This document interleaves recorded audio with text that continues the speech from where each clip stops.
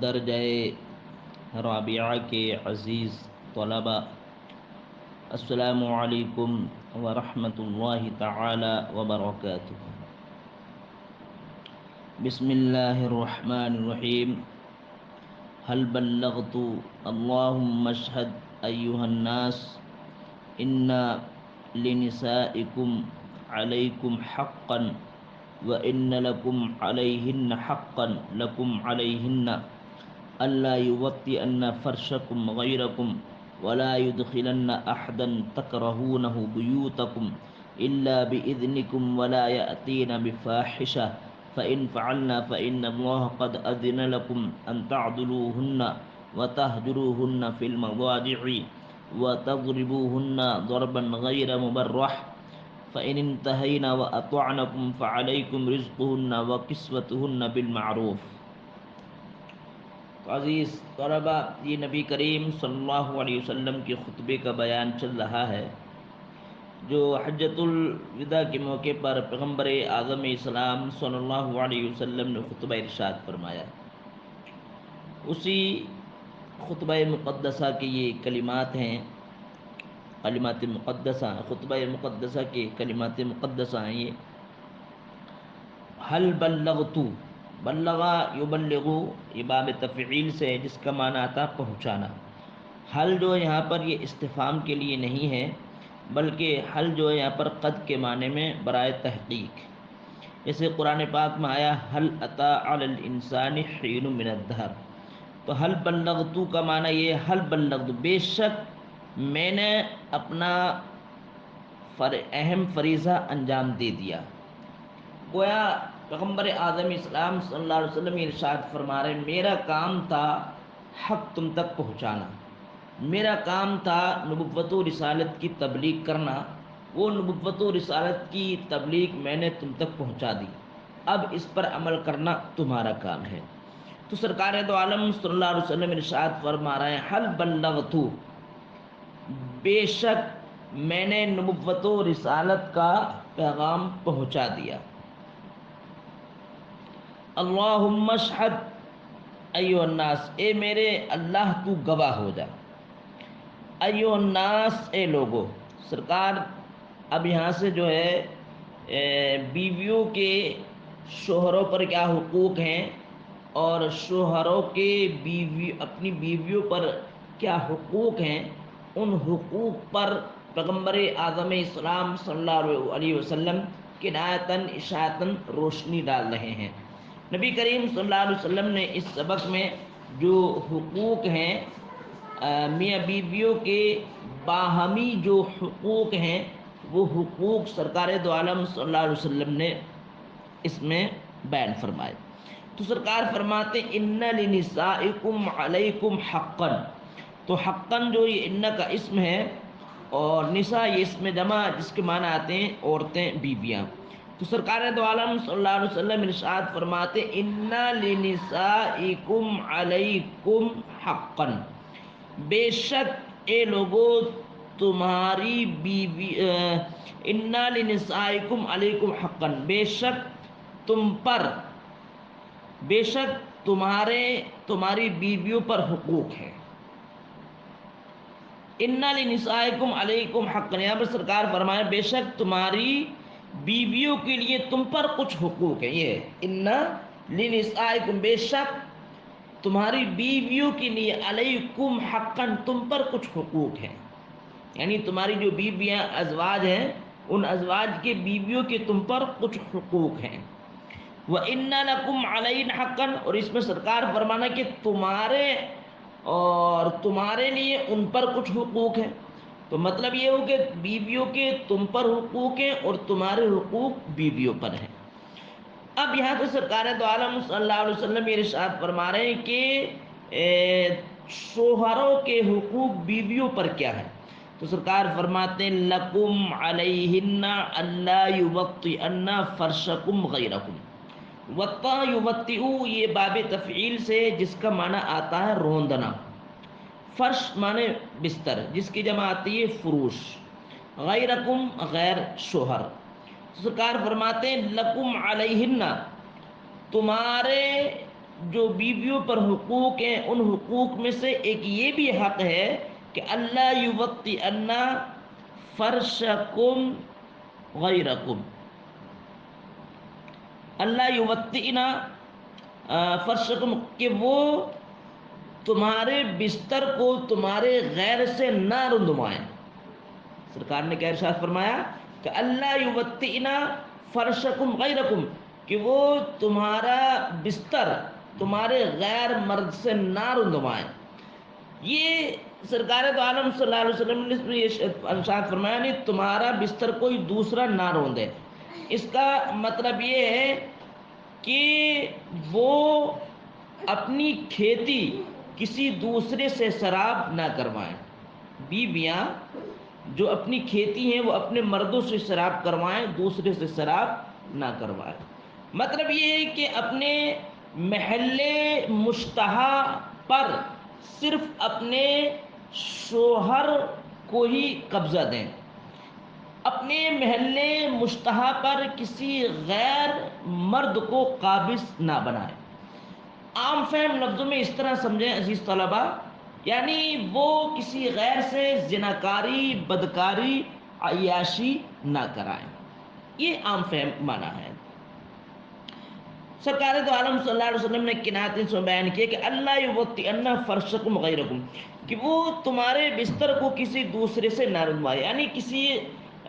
تمہاری عدم موجودگی میں تمہاری آنکھوں میں دھول نہ جھونکے، دھول جھونک کر کے دوسرے سے زنا نہ کروائیں۔ یعنی جیسے کہ شوہر اپنی بیوی پر اعتماد کل کرتا ہے، تو بیوی کو چاہیے کہ اپنے شوہر کے بھروسے کا خون نہ کرے۔ وَلَا يُدْخِلَنَّ أَحَدًا تَكْرَهُونَهُ بُيُوتَكُمْ، ادخل يدخل باب افعال سے داخل کرنا، احدن کوئی بھی ایک غیر محرم، کرہ یکرہ یہ فتح یفتح سے جس کا معنی تھا ناپسند کرنا، بیوتکم،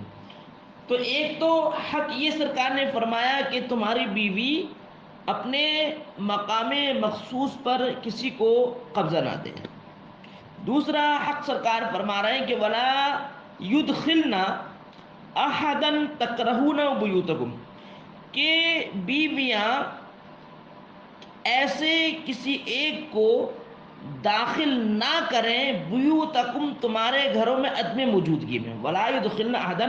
کہ وہ بیویاں تمہاری عدم موجودگی میں کسی ایسے شخص کو داخل نہ کریں تکرہونہ، جس کو تم ناپسند سمجھتے ہو۔ ظاہر بات ہے غیر محرم ہے تو غیر محرم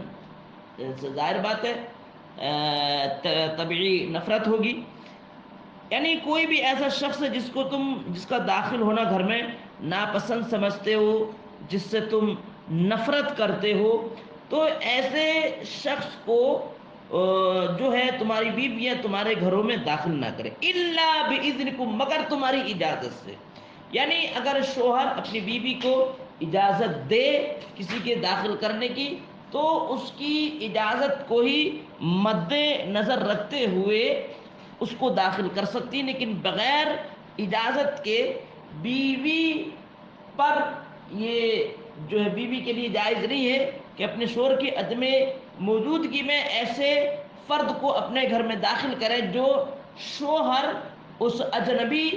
غیر محرم سے متنفر ہو۔ تو الا باذنکم، مگر تمہاری اجازت سے، یہ الا استثناء کے لیے، مگر تمہاری اجازت سے، یعنی اگر تم اجازت دو تو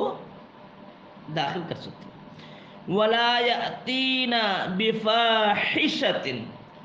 اور وہ بیویاں فحشکاری نہ لائیں، بفاحشہ فحشکاری نہ لائیں، یہ کنایا ہے زناکاری سے، یعنی فعل بد میں ملوث نہ ہو، زناکاری میں ملوث نہ ہو۔ ولا یاتین بفاحشۃ، اور بیویوں کو چاہیے کہ وہ فحشکاری نہ لائیں، یعنی اپنا منہ کالا نہ کریں، زناکاری جیسے فعل بد میں ملوث نہ ہو، فعل قبیح میں مبتلا نہ ہو۔ فإن فعلنا، اب یہاں سے سرکار دو عالم صلی اللہ علیہ وسلم یہ ارشاد فرما رہے ہیں اس کے باوجود بھی اگر بیویوں نے یہ کیا، یعنی تمہاری عدم موجودگی میں اپنی کھیتی کو کسی دوسرے سے سیراب کروایا، یا پھر تمہاری اجازت کے بغیر کسی غیر محرم اجنبی مرد کو اپنے گھر میں داخل کیا، یا پھر اپنا منہ کالا کروایا، یعنی زناکاری جیسے فعل بد میں ملوث ہو گئی، اگر ان افعال قبیحہ میں اگر ملوث ہو گئی تو سرکار دو عالم صلی اللہ علیہ وسلم نے ایک پیغام دیا، ایک قانون نافذ فرمایا، کیا کہ فَإِنَّ اللَّهَ قَدْ أَذِنَ لَكُمْ أَن تَعْدُلُوهُنَّ وَتَهْجُرُوهُنَّ فِي الْمَضَاجِعِ۔ اب دیکھیں اذن یاذن اجازت دینا، ادنا یاذن کے معنی آتے ہیں روکنا، حجر یحجرو نصر چھوڑنا، مداجی مدجع کی جمع خوابگاہ یعنی جلوت گاہ۔ تو سرکار فرماتے فَإِنْ فَعَلْنَا، اگر عورتوں نے ایسا کیا تو اللہ تعالیٰ نے تمہارے لیے اجازت دی ہے، فَإِنَّ اللَّهَ قَدْ أَذِنَ لَكُمْ، تو بے شک اللہ نے تمہارے لیے اجازت دی ہے۔ کس بات کی اجازت دی؟ یہ کہ أَن تَعْدُلُوهُنَّ، کہ ان کو روک لو، یعنی طلاق مت دو، یعنی ان کو روک لو مطلب طلاق مت دو، یعنی اگر وہ دوسرے شوہر سے نکاح اگر کرنا چاہتی ہیں تو نکاح مت کرنے دو، اور نکاح نہ کرنے کی صورت یہی ہوگی کہ ان کو طلاق مت دو، اور وہ دوسرے شوہر سے پھر نکاح بھی نہیں کر سکتی۔ تو یہ کہ ان تعدلوہن، ان کو ان کی زندگی میں انقلاب برپا کرنے کے لیے، ان کے اصلاح کے لیے، ان کو سدھارنے کے لیے سرکار فرما رہا ان تعدلوہن، ان کو روکے رکھو، وَتَحْجُرُوهُنَّ فِي الْمَضَاجِعِ، اور ان کو چھوڑ دو خوابگاہ میں، یعنی ان کے بستر پر نہ جاؤ، بیوی الگ سوئے اور تم الگ سو، یعنی اس طریقے سے اگر وہ یہ افعال قبیح میں اگر ملوث ہو گئی تو وَتَحْجُرُوهُنَّ فِي الْمَضَاجِعِ، ان کو چھوڑ دو ان کے بستروں پر۔ مطلب یہ ہے کہ جو رات میں جو حقوق زوجیت ایک شوہر اپنی بیوی کے حق زوجیت جو ادا کرتا ہے وہ حق زوجیت کو ترک کرتے ہیں، یعنی بیوی کے پاس نہ سوئے، حق زوجیت کو ترک کر دے۔ ظاہر بات ہے جب بیوی شوہر جب الگ سوئے گا تو ایسی بیوی پر رات بھر جو فرشتے لعنت کریں گے، اور یہ اس عورت کے لیے ایک بہت بڑی سزا ہے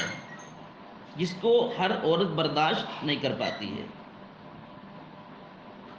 وَتَضْرِبُوهُنَّ ضَرْبًا غَيْرَ مُبَرِّحٍ، اور ہلکی مار بھی مارو، مبرہ کے معنی آتے سختی، ضرباً غیر یعنی سخت مار نہ مارو، یعنی اس کے باوجود بھی یعنی ان کو تم نے چھوڑے رکھا، طلاق بھی نہیں دی، بستر سے بھی الگ ہو گئے، لیکن اس کے باوجود اپنا مکالہ کر رہی ہے، اس کے باوجود گندی گھنونی رہ رہی ہے، اس کے باوجود نماز نہیں پڑھ رہی ہے، غیر شوہروں سے پڑوسیوں سے ناجائز تعلقات جو ہے رکھ رہی ہے، یا اور زناکاری جیسے فعل بد میں ملوث ہے، یعنی اس طرح کے امور قبیحہ میں پھر بھی جو ہے وہ ملوث ہوتی ہوئی نظر آ رہی ہے۔ وَتَضْرِبُوهُنَّ ضَرْبَيْنِ غَيْرَ، تو ہلکی مار ان کو مارو، یعنی آہستہ سے ایک جو پیچھے سے کمر پہ جو ہے ایک چاٹا رسید کر دو۔ فَإِنِ انْتَهَيْنَ وَأَطَعْنَكُمْ، اگر وہ باز آ جائیں، یعنی زناکاری کرانا چھوڑ دیں، غیر محرم کو اپنے گھر میں داخل نہ ہونے دیں، اور اپنی کھیتی کو تمہارے لیے تم سے سیراب کروائیں، دوسرا تمہاری کھیتی کوئی نہ جوتے، تم ہی خالی جوتو، اس طریقے سے وہ باز آ جائیں اطاعت کرنے لگے، فَإِنْ تَعِنَا، اگر وہ باز آ جائیں، وَأَطَعْنَكُمْ، اور تمہاری اتباع پیروی کرنے لگیں، تو سرکار فرماتے ہیں فَعَلَيْكُمْ رِزْقُهُنَّ وَكِسْوَتُهُنَّ بِالْمَعْرُوفِ، تو ایسی صورت میں ان کو نان و نفقہ دو، تم پر واجب ہے ان کو کھانا دو، وَكِسْوَتُهُنَّ، اور کپڑے اپڑے وغیرہ بھی ان کو دو، بالمعروف بھلائیوں کے ساتھ، یعنی جیسے بیوی کے ساتھ پھر حقوق کرتے ہیں ویسے ہی حقوق ان کے ادا کرو، حقوق زوجیت بھی ادا کرو، اور اخلاق حسنہ کے ساتھ پیش آؤ، ان کو کھانا پینا بھی دو، کپڑے وغیرہ بھی دو۔ تو عزیز طلباء یہ 3-4 لائنیں ہو گئی، آج اسی وقت پر اکتفا کرتے ہیں، مقدار ہونے کے قریب ہے اس لیے تھوڑا تھوڑا پڑھتے ہیں۔ السلام علیکم ورحمۃ اللہ تعالی وبرکاتہ۔ تو عزیز طلبہ، یہ آج کے جو سبق ہے یہ ذہن نشین کر لیں، اس لیے کہ اب نہیں تو بعد میں تمہارے لیے یہ وقت جو ہے ان حالات سے تم ضرور گزرو گے، اس لیے یہ ان کو جو ہے یہ مسائل ہیں، سرکار کا پیغام ہے، ذہن نشین کر لیں۔ السلام علیکم ورحمۃ اللہ۔